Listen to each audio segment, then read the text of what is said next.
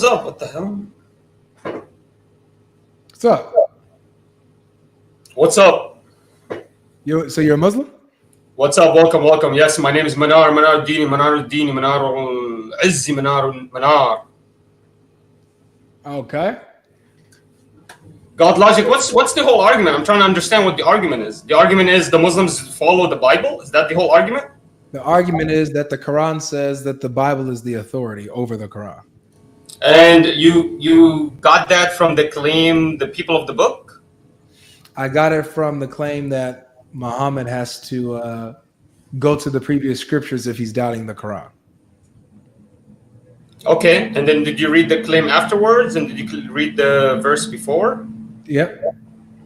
Because the verses basically proclaim that he's never going to need to go to any other scripture. For example, and do not be one of those who deny Allah's signs, or you will be one of the losers. That's literally the next passage.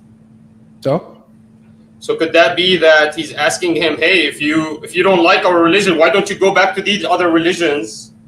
And he says if you're doubting the revelation that we've given you, then go ask the people who've been reading the scripture before you.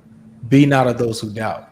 So basically he's saying if there's a case that he's doubting the Quran, he can go check the previous scriptures and see that what he's receiving is true. Okay, and where can we go ahead and check the previous scriptures? The Torah, the Gospel, and the Psalms. The Torah, the Gospel, and the Psalms, do those exist? First of all, those are not the mentions. My understanding was only the Torah and the Injil. There was never a mention of the Psalms. Is the Injil the Psalms? Psalms of David, the Zabur. Oh, Psalms. Okay. Sure. So where can we find those scriptures? They're in the Bible. Yeah, but the Bible, you already agree with me, has been completely corrupted. So we cannot sure. Who's the author of Psalm? Who's the author of Psalm? I don't agree with you on that. Okay, who's the author of Psalm? Hold on a second. I don't agree with you on that, nor does your Quran agree with you on that. But let's say I even grant you that position. I'm asking you, what do Christians think is who's the writer of Psalm? Manar, goodness, relax, dude. So, based on the verse, we clearly see that it's the previous scriptures that are the authority over the Quran, right? How? From this one verse? Do you have any other verses? Well, all you need is this verse. So there's other verses, yes, but from this verse is what I'm specifically talking about. From this verse, we see clearly 1094 that that the previous scriptures are the authority over the Quran, right? Okay, so I'll read the verse so we are clear on this. This is the verse you're talking about. If you, O Prophet, are in doubt about these stories or those stories that we have revealed to you, then ask those who read the scripture before you. The truth has certainly come to you from your Lord, so do not be one of those who doubt. That's the one you're talking about? Yep. So this verse is the single-handed verse that made you, this is not a conspiracy theory, this is completely you using this verse to come up with a conclusion that Muslims use the Bible and the Torah to come up with their conclusions? I'm saying that the Quran here is saying that the previous scriptures are used to verify the Quran, not the other way around. So look, it's like this. If Muhammad doubts the Quran, Allah tells him, go check the previous scriptures if you're doubting the Quran. Because why? Because they're going to confirm what he's saying. So if Muhammad's doubting the Quran, he can go check the previous scriptures and he'll see that if what he's receiving lines up with the previous scriptures, he'll know that what he's receiving is actually true. If what he's receiving does not line up with the previous scriptures, then he'll know that what he's receiving is false. Thus, or I'm sorry, could this be, for example, an explanation? Like, can we interpret it in this way? That if Prophet Muhammad did go and try to understand it from the previous scriptures, then God would have basically undermined him and throw him out of his care. For example, because the next verse says, and do not be one of those who deny Allah's signs, or you will be one of the losers. So why would he ask him, hey, if O Prophet, if you're in doubt, why don't you go read those stories of the other books? And then the next verse tell him, and if you did have any doubt, then you're going to be one of the losers. No, well, it says, "Do not deny his signs, and you'll be one of the losers." Or you will be one of the losers. And Yeah. okay, so this is the actual verse. This 94 says, if you prophet are in doubt about these stories, okay, so would you agree that these stories can also be another word for signs? Sure.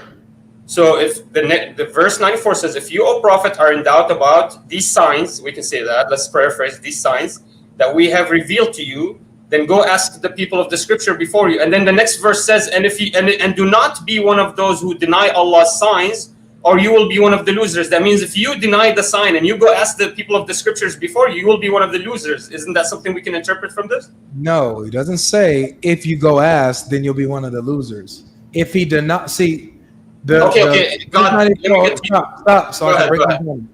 Verse 94 is an evidence for the revelation of the Quran. It's an evidence of the signs being sent.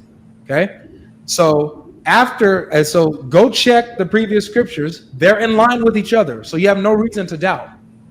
Then after that, it says, so then if you deny his signs, you'll be of those who be of the losers. So it gives you can even go check the previous scriptures. You'll see that it aligns. You shouldn't doubt. But even after that, if you still doubt and deny the signs, you're amongst the losers. You have Okay, I'm trying. you need. Do you want me to read this verse literally or figuratively? How do you want me to read? Because when I read it literally, do you disagree with me that the interpretation, when you add it with the next verse, look how it says, look how it comes out. It says, if you, O prophet, are in doubt about these stories that we have revealed to you, then ask those who read the scripture before you. The truth has certainly come to you from your Lord, so do not be one of those who doubt. Right after, okay, so basically, if you're a doubter, go talk to the people of the book, because God does not lie, okay? And do not be one of the doubters. Right after it says, the next verse says, and do not be one of those who deny Allah. So do not be do not be one of those who doubt, and do not be one of those who deny Allah's signs, or you will be one of the losers. That means he's not even allowed to question the stories and go back. You understand what's happening here? He's not allowed to go back to the old early scriptures. He's not allowed. No, because if he does, let me finish. God logic, please. 10 more seconds. If he does go back to the old scriptures, it would prove that he is in doubt of God. And if he proves that he's in doubt of God, then he proves he's one of the losers. Do you understand what's happening here? You misinterpreted the verses because you didn't read the one after and the one before. Here's the one after it. We're going to read that on the page. What does it say? Okay, read the first one, and then read the one after. We already did this one. Read this, please. Yeah, and never be one of those who deny the signs of Allah. So he says, if you doubt our signs, go to the scripture, but never be one of the people that deny our signs. Slow down. Does it say deny or does it say doubt? And never those who deny the signs. So it's denying, not doubting. It says if he has doubts, it tells him what to do. So even after he has doubts, this is what it says if he has doubts. If you are in doubt, ask those who read the scripture before you. Don't be those of those who doubt. And never be of those who deny the signs of Allah. Period. So all of this is giving you, you have no reason to deny or to doubt the signs of Allah. They line up with what came before it. You have no reason to doubt. There's the proof. The proof is in that you can go ask the people who've been reading the scripture before you. That's the proof.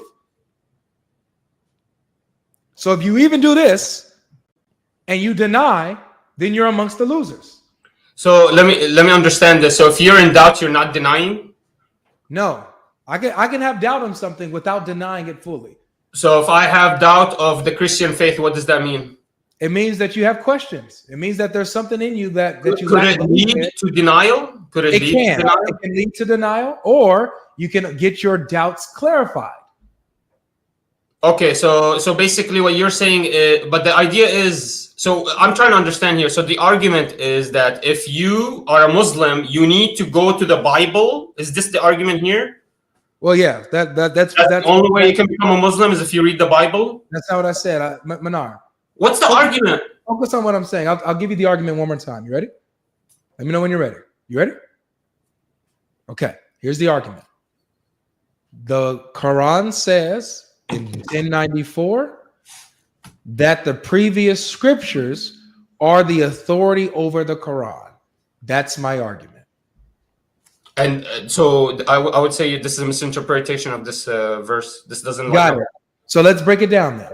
So if Muhammad has doubts about the Quran, what does Allah tell him to do?